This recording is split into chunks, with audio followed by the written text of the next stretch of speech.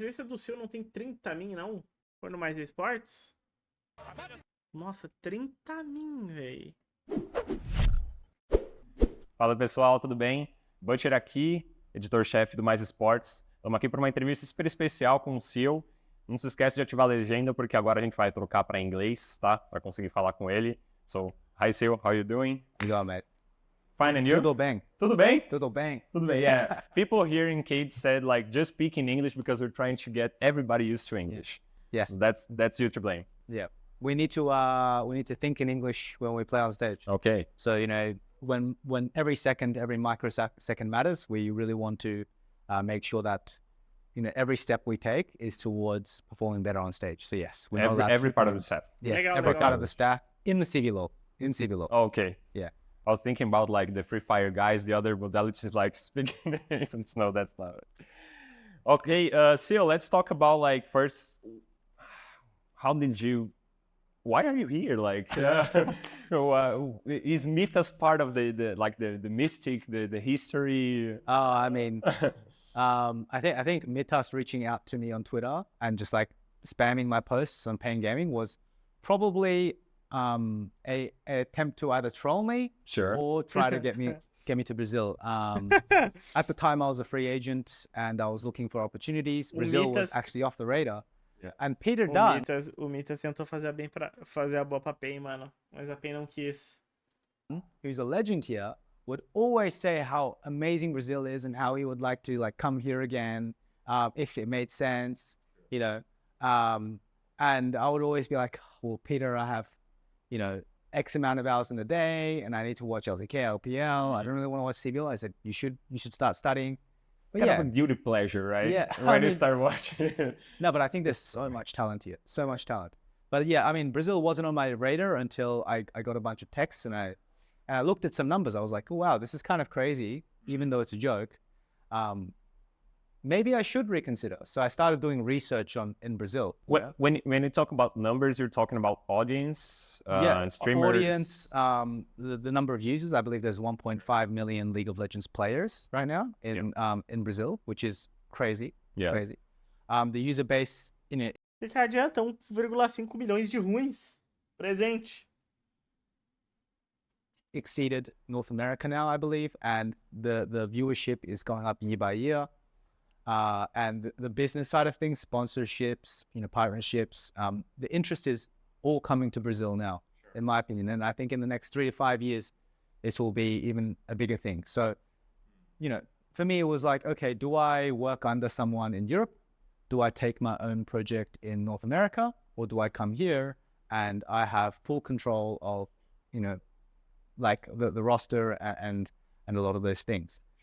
So then I was like, okay, well, let's check out Brazil. And then I happened to get contacted by Vivo Cade Stars, which made the process so easy for me in terms of deciding to come here, because their processes, the way they think, their methodology was like almost identical to mine. And it's very hard to find ownership that is the same as yours. Plus the fact that Brazil can go straight to Worlds compared to now like the dead Oceania or, you know, the other regions. I was like, okay, well, let's come here. Let's try to build something. When I think like it's still a big risk, right? And when you're talking to Peter, did you manage to like fully capture the extent of like the importance of Peter for Brazil, what he did like in the past? No. And yeah, because like my next question, my follow-up question would be like, if you knew the importance, like the fact that he was your mentor, so did you think you could have like the same impact right now? Well, those are very big shoes to fill, and that's not my objective. I would say, you know, Peter has been a fantastic mentor to me. Tá em cima da legenda? I think that the results in Team Heretics was not as good as it should have been, and I actually had looked forward to moving along another year with Peter, just to try one more time, but there were some issues within the organization, more on the business side, Sure.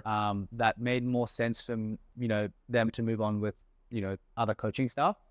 So unfortunately, Peter and I couldn't work another year. But that being said, you know, he never really talks about his stints in Brazil. I only realized the extent of his impact once I started talking to the people on the site that in esports. So yeah, I mean, I definitely don't expect to come here and just be like the new Peter Dunn. That's like a lot of what people are saying. I'm not sure if you guys have noticed, but me and Peter are completely different types of people. Ratix showed this, right? Yeah. Like the work there. Yeah, I think so. In terms of personality as well, he tends to be a little bit more reserved, a little bit like Joko, actually. Yeah. O Joko é reservado? Whereas, I tend to be a bit more outgoing. So yeah, my intention is not to outdo Peter Dunn, and I think that's a very, very hard thing to do. We did a podcast with Peter for like a 2-hour duration. Yes, it was incredible.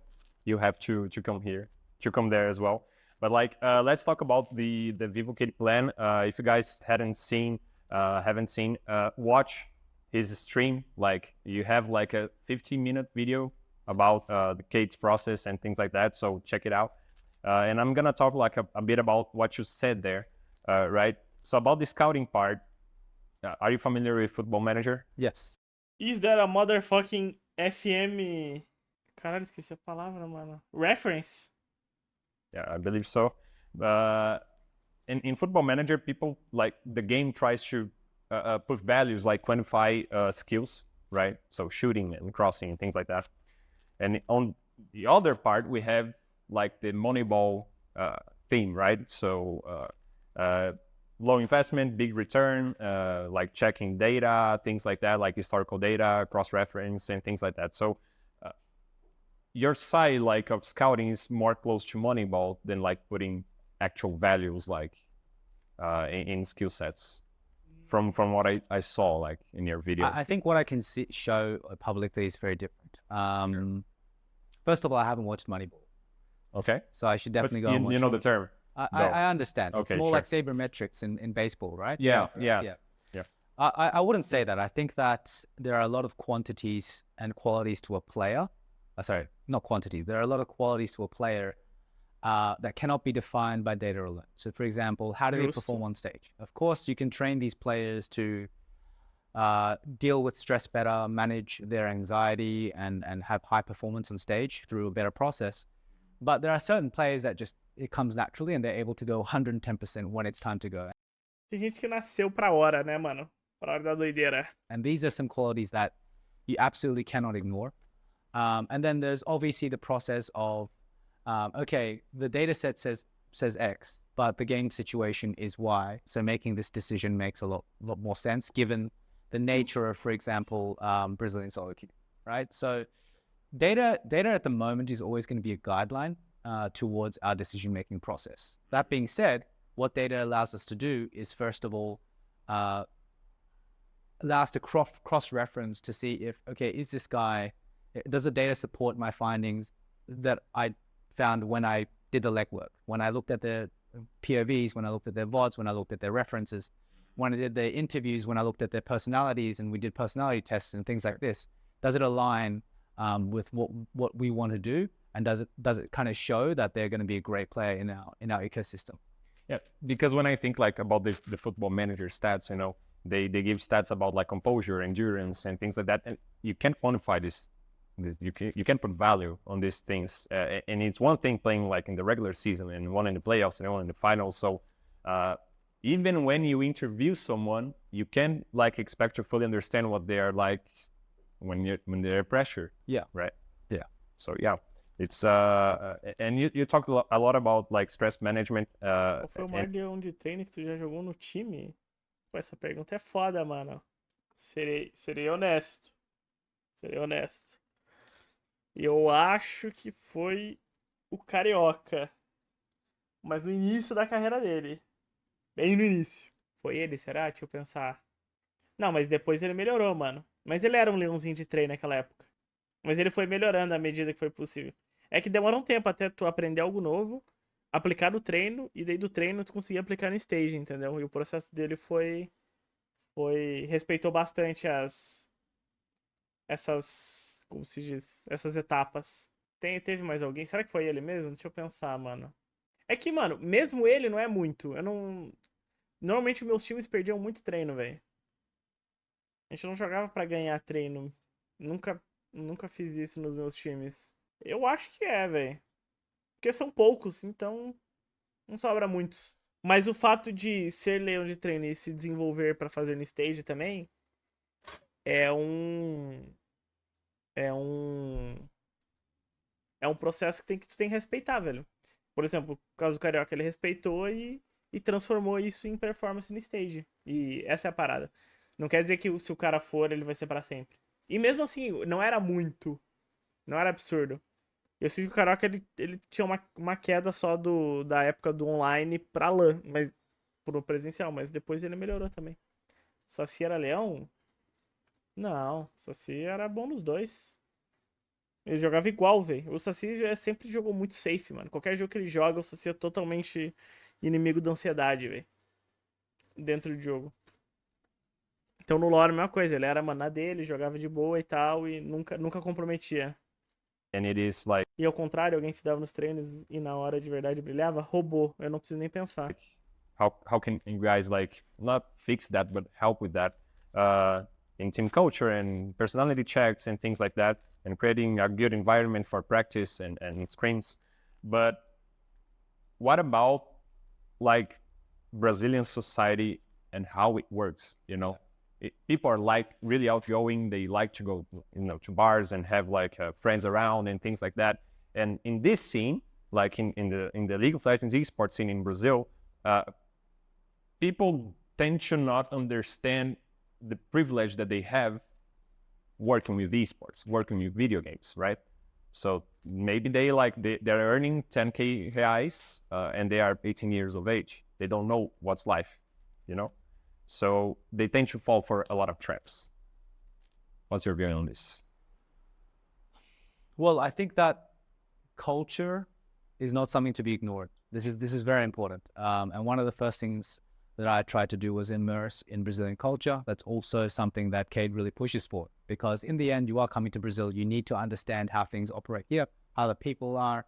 And I think there are a lot of positive qualities to Brazilian culture. But that also means that we need to see, hey, what are some other cultures doing that have had tremendous success in traditional sports as well as... Rapaziada, eu já contei a história uma vez do robô. A gente tava treinando pra final do CBLOL na Red, contra a Cade, inclusive.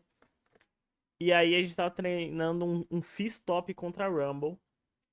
E a gente treinou a porra do Fizz a semana inteira e o robô era solado 5 vezes por jogo, ficava 2/10, mano, todo jogo. A gente chegou a cogitar jogar, sei lá, velho. Mano, jogar com o Saci top, velho. Porque o robô não tava dando. Aí chegou no dia do jogo, ele pegou Fizz top contra o Rumble do Zal e carregou o jogo. Sozinho.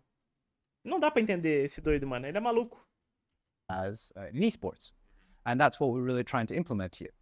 A lot of people gave me credit for me, but to me, but Ele what's esconde actually game? Deve ser, happened mano. was the process was already there, and I'm there as a kind of... É que é o que o Sil falou, mano. Ele é o cara natural na hora do vamos ver, entendeu? Na hora da pressão, na hora da que precisa, ele tá sempre bem. Porque é natural pra ele. Não é difícil. Então ele sempre vai jogar melhor na hora que vale do que, sei lá, num treino, numa ranked. Eu era assim também. Eu jogava muito mal, às vezes, treino e ranked, mas era muito melhor na hora do jogo, realmente.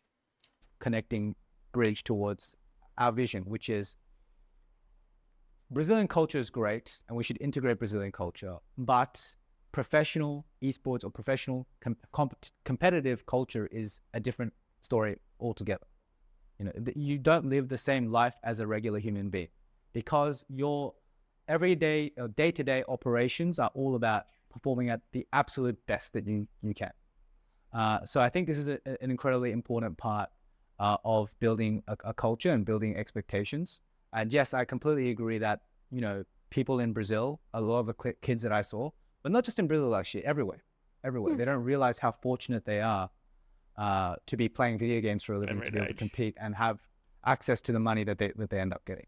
Yeah. It's similar to football, right? Like Brazil have a lot of good footballers, and they start here and they go to Europe, and then they become like huge monsters and great players and things like that. All right, and talking about like team culture, you stated focus in training and good habits, developing players in their trust, building a positive atmosphere with autonomy and comfort. How can Cade And you do this if you guys also rely on every other team and every other players also being professionals about it. Yeah. Same as you guys are. That's a great question. Basically, I think one of my goals in the next years is to develop essentially a second CBLOL team within academy. So to get these guys at a CBLOL level and to improve them individually. And so one of the ways that we can combat the issue of either professionalism or lack of practice partners, especially moving on to playoffs, is to have an internal practice regime and internal practice infrastructure that allows us to sustain our methodology and what we think is good. Já foi tentado muitas vezes isso, mas nunca dá certo, mano. Mas, se ele conseguir, Deus. Does this mean you guys would like have to pick teams to not scream at all? Yeah, of course. Every team does. Every team does. But when we talk like about developing, your goal is not to develop the country, right? The region is to develop key. Or there's some part of it that develops the country. Because if you do this, you stop screaming, they won't have the experience that you guys are trying to push into the scene, right? Well, I think we are trying to develop, well, at least me personally, I am trying to develop Brazilian, Solokian Brazilian players in my own way, through content, etc. But when you are signed to an organization, you have an obligation to fulfill actions in the best interest of that organization. So, of course, while I am aiming to develop talent across Brazil, I also want to be the first one to be able to sign them, for example. So, yes, we are not just working on Viva Cade, we're working on Brazil in general, but we're also creating infrastructure and structure so that we can be first, we can find them first. And that's part of our... Mano, eu lembro 2016, quando a gente começou a ganhar tudo e a gente achava todo mundo meio ruim, a gente começou a querer ensinar os outros times.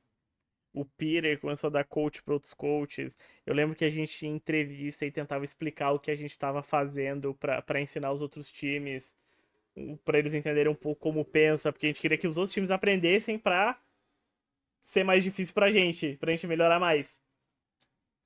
Então a gente foi contra isso que ele tá falando da própria organização, porque a gente queria que os outros times melhorassem pra gente ter que melhorar mais. Mas no fim, mano, nunca dá certo. Data methodology, and moving on to the 21st century, everything is turning into big data, into sample sizes, into finding the next gem. So absolutely, it's both. But in a way, it's for Cade, yes. Awesome. Talking about like reasons to come to Brazil, you said Cade management, and I wanted like to dive deeper into this because I've known Hugo for a long time. I know Edu for a long time. I don't know, it's Pedro, right? Yes. The third one. I don't know Pedro, but like Hugo and Edu have like a really good experience. And so let's deep dive into the management. Yeah, okay. I think that, do I go with each one or their vision? Yeah, give me their vision. For me, I think that when you look at Edu, he's a warrior, and he's the guy that started the company and started Cade Stars in general. So yeah. His methodology is to train hard and to like elevate people and to be brave on stage.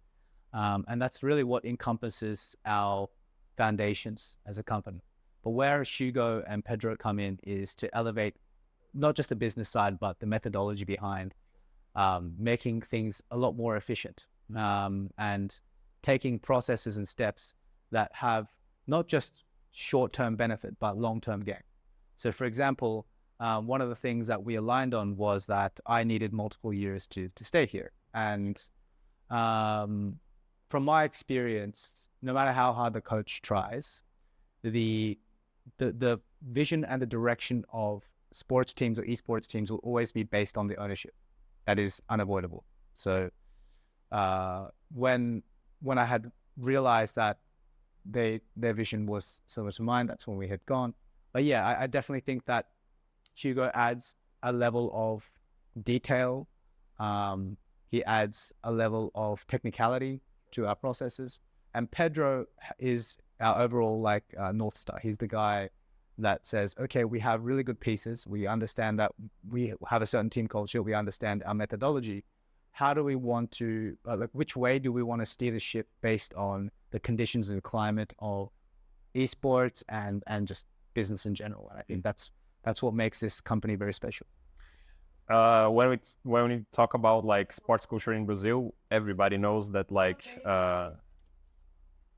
it's good to have long-term vision, right? But with it comes sponsor pressure, fans pressure, and a lot of things like that. And when I saw your video and you were talking like about year 2, year 5 plan, I think like it's obviously great to watch and to see. But how can you guys like cope with the pressure? Yeah. If it doesn't come to that, and like how can you guys, for example, hold a player like Tockers in Brazil for 2 years? At the moment, I find it impossible. Yeah. So It's a hard job. I mean, it is a difficult job, but it's not as difficult as people make it out to be. Okay. I think that was the biggest challenge that I had when I was looking for teams in North America and Europe. To be clear, I could have been head coach in the LCS. That is, like, I have it in writing, it's there. But the difference is that they have so much money on the line in terms of like millions and millions of dollars. So how much control I would have over the vision is always going to be limited. Whereas in Brazil, I think there is a little bit more flexibility. The cost of operation is... Caralho, ele, mano, falou que nós tá duro, velho. Falou que os caras lá é rico e foda-se, nós aqui não tem dinheiro, então ele manda. Mesmo Ctrl-C, Ctrl-V, eles vão marcar. Caralho, velho, na lata. significantly lower when you look at it in dollars. So when you look at foreign investment, when you look at the overall burn rate in Brazil, that's one big advantage they have. That's number one. But number two is Podia ter sido pouco mais gentil só, velho. more so, what people don't realize is how inefficient the current market is. So for example, I won't talk exact numbers here, but I assume Mortius, right? When we look at our data, he was number 2 in our data. Number 2. I wouldn't call him the second best AD carry in Brazil. I think that's bizarre. I think there's many talented AD carriers here, like Root and Brands and Titan are the big names that come to mind, and then obviously you have Tuno as well. But do you think that a player like Brands is worth 20 times or 10 times Mortius? That's the honest question that we need to ask you. The current climate, I mean, you know what? I'll just go no filter. Nobody in esports really knows what they're doing, including myself. That's the fact. Nobody in esports knows what they're doing. Nobody in esports knows what real coaching is. The real experts are the guys that were in traditional sports for hundreds of years. They've developed a methodology. They've developed a revenue stream. Although it's very different because they obviously have their stadiums and that kind of stuff. And so my answer to that is we can balance out, and this was also my pitch, we can balance out sponsorship pressure by scouting players that can achieve certain benchmarks so that the company can continue to operate profitably and happily and in a great way, while also having our long-term vision. Because there are so... Mano? O que ele tá tentando dizer é, cara, eu posso ter o Brence, tipo, o Morteus é bom, o Brence é muito bom. Porém, eu posso ter o Morteus por 10 vezes menos e ter a chance de ganhar do cara que tá pagando 10 vezes mais pro Brence. É justo? Mano, sei lá, vamos ver. O salário do Zai deve ser, mano, 10, 15 vezes menor que o do Cells. Quer dizer que é impossível o Zai ganhar do Cells? Não. Diga. So many pieces out there that are undervalued that are not even looked at. I think, for example, it's completely bizarre that... Como os conteúdos estão acompanhando? Obrigado, agradeço. Estamos na ativa aí. O Dakyo faz tudo, na verdade, né? Eu só falo merda, mano. É a parte boa. O verdadeiro herói é o Dakyo, na real. Você paga pela regularidade? Então, justamente, a ideia dele é boa. Eu entendo o que ele quer dizer. Eu entendo o que ele quer dizer. Vamos pensar outra role que dá pra comparar, mano. Por exemplo, Morteus, Uzai. Daria pra ganhar do Brence dos Céus? Sim, o Brence dos Céus será o melhor. Mas tu pagaria 10 vezes menos pela dupla. Vale a pena. Entende? Tipo, dá pra arriscar. Aí, sei lá, tu pega o Tuts. O Tuts deve ganhar 5, 6, 7 vezes menos que o Shin. Beleza? Aí o Desames. Aí, sei lá, um top. E aí, beleza. Eles não são tão bons quanto os caras, mas existe uma curva de aprendizado em que eles podem ser tão bons e eles ganham 10 vezes menos. Tu gasta 10 vezes menos pra ter o mesmo resultado. O patrocínio tá feliz, o dono tá feliz, todo mundo tá feliz, ganha dinheiro, os jogadores estão empregados. É, isso é pensar do lado da empresa. Agora, tu fazer isso, tu entra como favorito no campeonato? Não. Não entra. Porém, ainda assim tu consegue ganhar do cara, então é meio bizarro, não? Tu gastar tanto menos dinheiro e ainda assim poder ganhar. Realmente, os esportes tá bizarramente...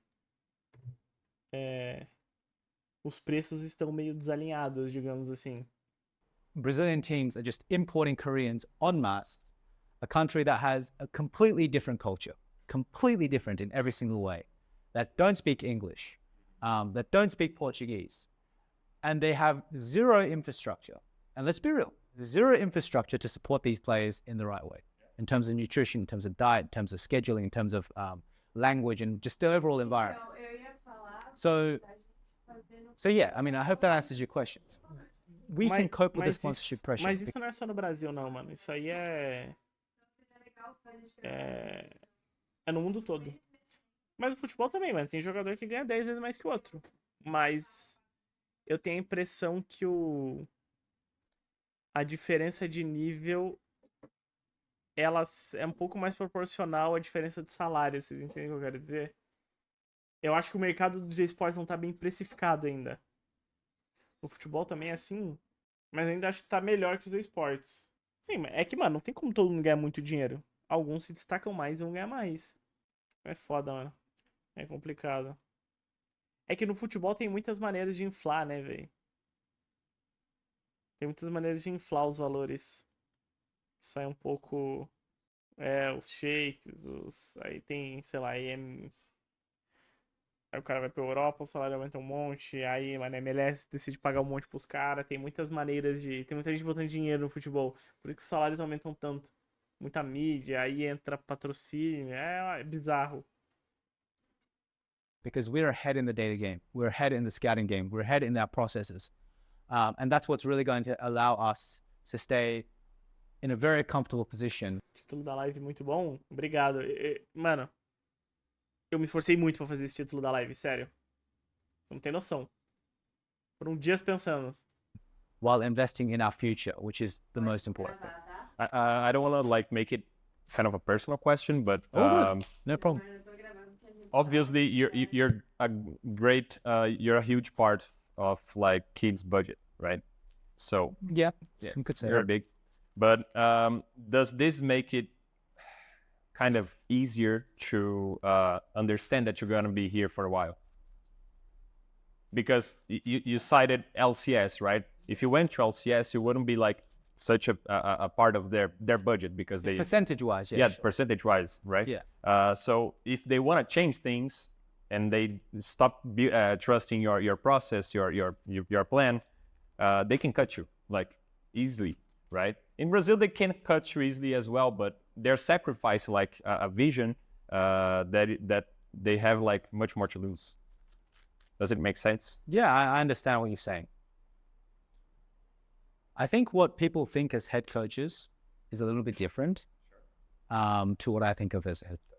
For me, what I think of a head coach is closer to a manager in football, right? In the sense that I'm not just within the coaching side of things. I'm in every aspect and facet of the business, and it's also why I think growing my personal brand is a very, very important journey because it is a battlefield.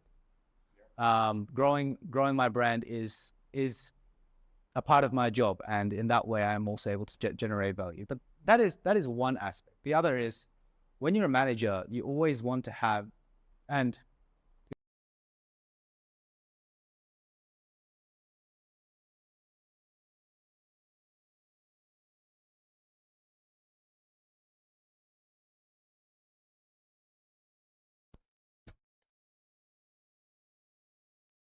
Eu tava botado, velho. Bom, saibam que, mano, eu falei pouco, mas falei bonito, tá? this is probably not the best thing to say in front of my bosses or whatever, if they watch this, but you always want to have some sort of leverage with the company. So if I can negotiate a large salary, that salary can also be negotiated for extending certain players. Não dá. O que eu falei Does só that pode make ser sense? falado uma vez. So when we have a locked budget and I take a big part of the budget, I'm more than willing to cut part of that budget, part of my salary to bring certain players in, because having a good work culture is so much more important than 50, 60, 70k reais. So really, it's all about really balancing these kind of things. Whereas if you come here a minimum and you say, okay, I'll do everything for the org, and you come in at 60k, Pô, pra mim não, viu? Eu aceito 50, 60k, 70k, mano. Cultura do time que se foda. 60, 70k reais. So really, it's all about really balancing these kind of things. Whereas if you come here a minimum and you say, okay, I'll do everything for Eu the sei org, que ele tá falando and anual. you come in at 60k, that's naivety. Yeah, it makes it easier for them like to cut. Not if to doesn't just make cut sense. me, but if they just say, okay, in year 2, year 3, guys, this is our budget and this is what we're going to go with, that is naivety. So I'm looking at my interests, my vision, not just Cade's vision, and that's part of also why I asked for the salary. And the final point, Pensamentos assim faz o Brasil ser o que é. Ih, meu tempo já passou, velho. Não coloca essa nas minhas costas, não. I'm sorry that it goes on, but the final point is that by being here, how much do you think Cade saves on bringing other players? How much talent do you think that we can bring in? How much of a culture? O que na minha carreira eu guivei de propostas melhores pra jogar com times que eu achava que tinha chance maior de ir bem internacionalmente, não tá escrito, mano. Eu fui um idiota de fazer isso. E eu fiz todas as vezes enquanto eu jogava, velho. I mean, let's be real. For example, no one wants to go to INTZ. You can beep the team name out if you want, but no one wants to go to INTZ. You can pay 50, 60% more and they don't want to go. They don't want to go. So me being here, rebuilding, having that name, having the reputation of putting my neck on the line for my players is a huge part of the business value. Yeah. And if not, otherwise, it would have been impossible to sign the players that we did. Impossible. Enquanto isso, eu volto trocando você por um passeio e uma coca, tá vendo? If not, otherwise, it would have been impossible to sign the players that we did. Impossible. That includes people like Pro Delta. That includes people like Dissimus. Native Brazilians from my conversations. Yeah, if I'm gonna be honest. Yeah. Gigo was already here, and of course he was a great player. And Cade is it's a good house. Like it's a good organization. They have like history. Have you heard like the term football heritage from Mourinho? Yes. Football heritage. Oh no. Many men. Oh no. I think you saw the interview. So when we talk about Cade, let's talk about Cade. 2014 champion semifinal, 15 final semifinal, 16 final semifinal, 17 final and 6th place, 18 final semifinal, Many men. 19 they If got I speak, I'm in big trouble. relegated and then promoted. 2020 semifinal, 8th place, left CBLOL, came back, 9th place, 5th place. So in the last 3 splits that they had, they didn't pass the 5th place. Yeah. So, but it's an organization that has like Heritage. a lot of fans, a lot of history, and things like that. If you guys don't win this first split, Cade will be without a title in League of Legends for 10 years. That's also a fact. Amazing. Yeah. And a lot of Cade's history is not only about like titles and things like that. To understand Cade, you have to understand like what Edu is as a person. Like why is Cade named Cade? What are their logo? Why their logo is like the warrior and things like that, and everything about like their passion, the the way they pioneered like hiring, importing Koreans and things like that. So how can you take like everything into consideration when you guys have to build like a new team culture from the ground up? Because there's a lot of history here. You have to respect that, right? Yeah. But you guys have to look for the future. So how can you balance kids' heritage to what you guys want to build for the future? Ele pensou, hein? Caralho, o Leon Butcher lançou a pedrada, velho. Esse cara é brabo. O cara, mano, ficou... Ele tá só, mano, naquele meme da Nazaré, velho, com os cálculos aqui do lado, assim, pá. That's a very good question, actually, and you're a very good interviewer. What I will say to that is the biggest mistake organizations, companies, or any kind of team can make is to not focus on the present, to focus on the current circumstances, the economic climate, and to adapt to the ever-changing environment. So Cade has had a fantastic history, and I'm well aware of the story behind naming the team Cade, from the origins of StarCraft 2 to him battling through illness and just soldiering on. But it's also very hard to say that every aspect of that business was done in a way that is efficient. Sure. If I want to come in here and develop a team culture, if I want to come in here and I want to win straight away, there's only one way to do that. Spend a metric boatload of money. And that is the current ecosystem. Teams competing and spending a metric boatload of money. The truth is, there will be no esports if this continues. We're in an esports black hole in terms of economics, and players need to realize the reality of player salaries, the revenue that they generate, and what sponsors need and want in order to drive that revenue. And so basically what I'm trying to say is heritage is important, but reality is more important. And that's what I'm going to focus on. And I actually don't watch football, but I watch a lot of the interviews and how people conduct. We need to make an investment now to have a brighter future. And that's what people need to realize. And I say this and I do this with the full understanding of the potential consequences of, let's just say, a disastrous split. Sure. Right? It happens. But I feel no pressure. No pressure at all. Yeah, I only think about this because watching the history and everything. Se a Cade ficar acima da Kabum... Mano, é foda, velho, que tá falando isso, mas se tu pegar a folha salarial da Cade mais com a do SEEEL, deve ser muito alta ainda. Mas a Cade ficar na frente da Kabum seria muito legal, velho. Em termos de ver um pouco o lado de fora também. Segundo o SEEEL, o salário dele é a sexta maior. Ah, o meu mandou assim, ó. O Microsoft Defender... Tá, com certeza Loud Pen Red deve estar na frente. Edição pode colocar... Kabum. Talvez a Los Grandes com os coreanos, não sei. Tá. Beleza. Deve ser top 5, top 6 arcade. Não, aqui eu não fiz em ordem não, rapaziada. Só os que com certeza estão na frente.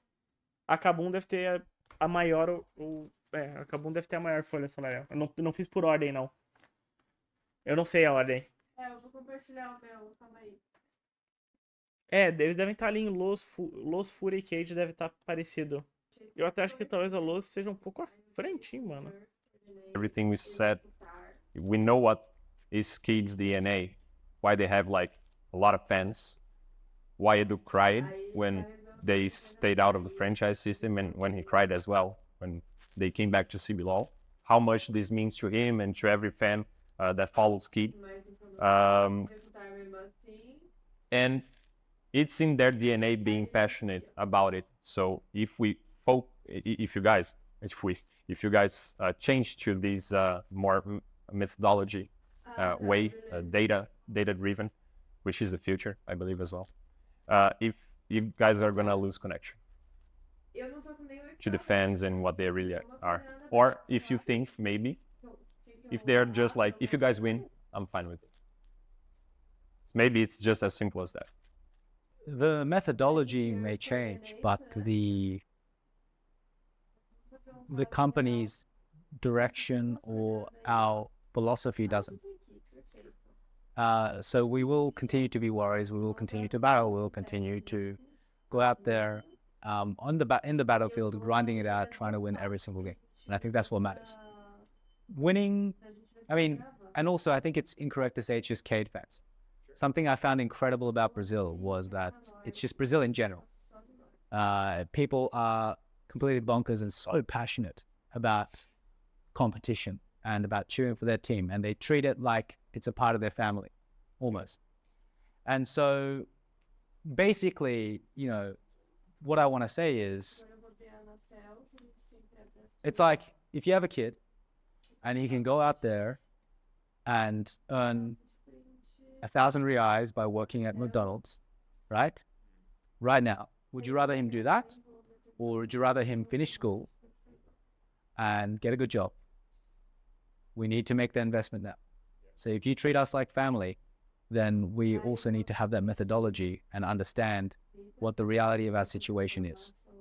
Spending over the other people, it doesn't make any sense. Doesn't make any sense. It needs to be a combination and the right roster moves. And super teams fail.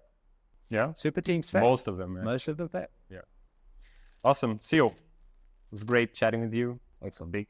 I think it's all the time we have left. Legal. Muito bom. Uma entrevista We're going to the start of the season now, so com we're o Butcher e com o Seal, sendo o Seal entrevistado ainda, muito conteúdo legal. 110%.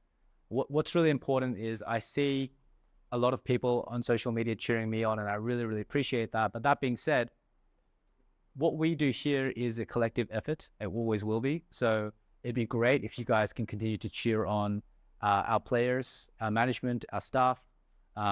We are all in this together, and they are an integral part of the process. I just have a big mouth, so I get a little bit more attention. But yeah, so please make sure you're like following them, you're like sending them nice messages. Obrigado, Seal. Sempre uma Supervisão. honra.